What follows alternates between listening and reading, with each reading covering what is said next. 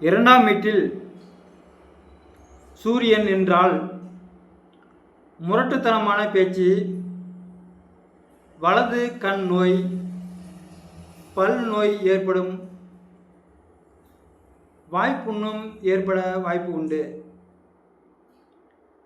இரண்டாம் வீட்டில் சந்திரன் இருந்தால் மெதுவான பேச்சு, வலக்கண் நோய் ஏற்படும்.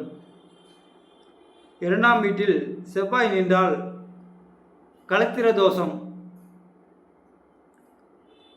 முன்கோபி, மந்திர சக்தி,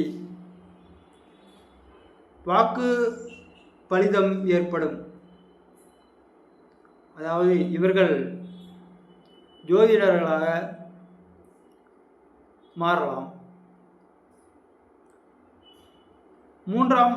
இரண்டாம் வீட்டில் புதன் இருந்தால் கணித நூல் ஆராய்ச்சி, ஜோதிட ஆராய்ச்சி ஏற்படும்.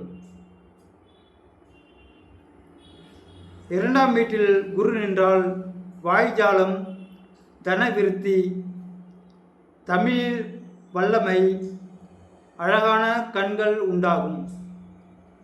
இரண்டாம் வீட்டில் சுக்கிரன் இருந்தால் பெண்கள் கவர்ச்சி, பேச்சு வன்மை, குடும்ப விருத்தி ஏற்படும். இரண்டாம் வீட்டில் சனி இருந்தால் கல்வி முடக்கம், மந்த புத்தி, குடும்ப விருத்தி இல்லாமை நிலைமை ஏற்படும். ராகு இருந்தால் பொய் பேசுதல், முரட்டு குணம், கண் நோய் மற்றும் பல் நோய், நேர்மை இல்லாமை போன்றவை இருக்கும். இரண்டாம் வீட்டில் கேது இருந்தால் நகைச்சுவை பேச்சு, ஞானம் பேசுதல், செல்வம் குறைதல் போன்றவை ஏற்படும்.